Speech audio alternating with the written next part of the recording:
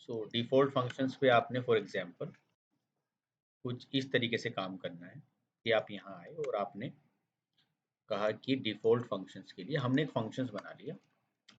Functions मेरा हो गया बाहर, दैट मीन्स एडिशन, और एडिशन में मैंने लिखा a comma b, integer a comma integer b, और मैंने यहाँ से कहा कि सी आउट a प्लस b, और यहाँ से लिख दिया फॉर एग्जांपल टोटल इज। अब मुझे करना क्या है कि मेन फंक्शंस में जाकर एडिशन को कॉल करना, और मैं एडिशन को कोई वैल्यू नहीं देना चाहता। वैल्यू देता हूँ तो कोई प्रॉब्लम नहीं है, दैट मीन्स 50 और कॉमा 60 में इसको प्रोवाइड करता हूँ, और मुझे फंक्शन यहाँ पर कॉल करना होगा ऐसा प्रोटोटाइप, और यहाँ मैंने रख दिया for example integer comma integer, जैसा है टाइप है वैसा मुझे डिफाइन करना पड़ेगा। नहीं, मेन है ना, प्रिंट करा लो यहाँ, लेकिन मेन को के अंदर कॉल करना पड़ेगा आपको। आप ये कहना चाहते हो कि अगर मैं यहाँ पे कुछ लिखूं थैंक यू, तो क्या यहाँ पे आउटपुट आएगी या नहीं आएगी? क्वेश्चन ये है।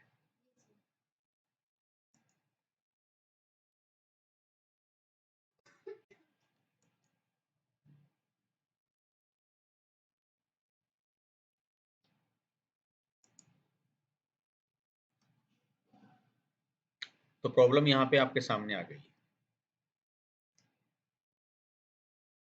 कि thank you it is not the good. पहली बात तो ये, और भी कुछ प्रॉब्लम्स आई हैं। थैंक यू के बाद मैं सेमीकोलन और लगा देता हूँ, मैंने सेमीकोलन नहीं लगाया।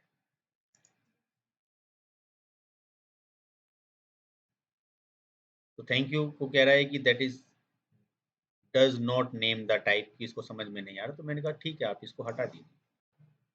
अब क्या चैलेंज आता है देखते हैं। अब इसको समझ में नहीं आ रहा है कि 50-60 क्या है डायरेक्टली यहाँ, मैंने तो यहाँ पर भी बताया है।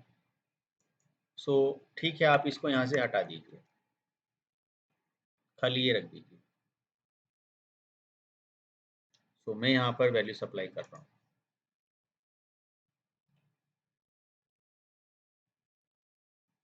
सो एडिशन आया है।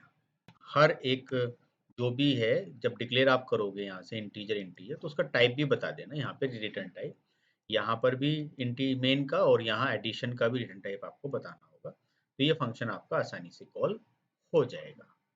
ठीक है, बात आई यहाँ पे डिफॉल्ट पैरामीटर की, कि अगर हमने इसको रन किया तो 110 आ रहा है। मैं क्या करना चाहता हूँ कि क्या ऐसे कर सकता हूँ, मैं इसको a equal to 5, b equal to 6, और यहाँ से मैं वैल्यू सप्लाई ना करूँ, या चलिए मैंने एक बार तो सप्लाई कर दी और एक बार मैं सप्लाई ना करूँ। सो मैंने दो तरीके से इस फंक्शन को डिफाइन किया है।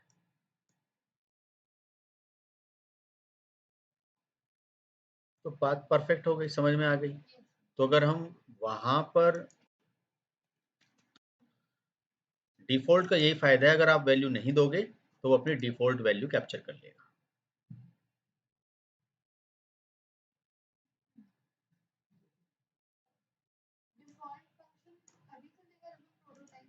जब हम प्रोटोटाइप देंगे और यहाँ बाहर, दैट मीन्स अगर हम फंक्शंस की वैल्यू सप्लाई नहीं करेंगे तो ये अपने आप डिफॉल्ट वैल्यू ले लेगा, जिससे चैलेंजेस नहीं आएंगे।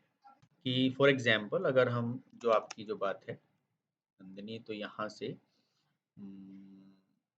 मल्टीप्लाई, मल्टीप्लाई में हमने रखा integer j equal to 10 and k equal to 2, ठीक है। और यहाँ आपने इस फंक्शन को डिफाइन किया, दैट मीन्स सी आउट, और यहाँ से आपने किया मल्टीप्लाई इज, और यहाँ से आप आए और j मल्टीप्लाई k, ओके। सो देखते हैं, अब मैं यहाँ से सप्लाई करता हूँ, दैट मीन्स मल्टीप्लाई और मल्टीप्लाई पर मैंने यहाँ से 20 कोमा एंड 6। सो यहाँ पर डिफॉल्ट वैल्यू भी है और मैंने भी सप्लाई कर दी।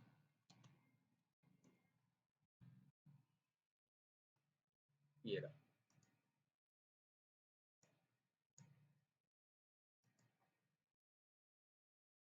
सबसे पहले वहां से कुछ प्रॉब्लम क्या है कि मैंने यहाँ इंटीजर नहीं दिया।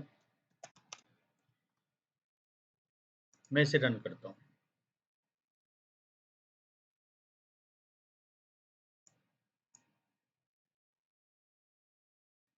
परफेक्ट कि मैंने इसको वैल्यू दी 20 और 60 कितना आ गया, तो इसकी डिफॉल्ट वैल्यू ने काम नहीं किया। अगर मैं डिफॉल्ट वैल्यू चाहता हूँ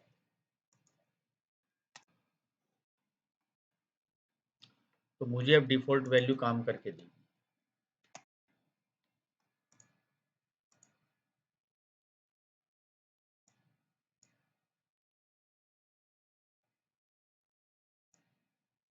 अब किसने काम किया? डिफॉल्ट।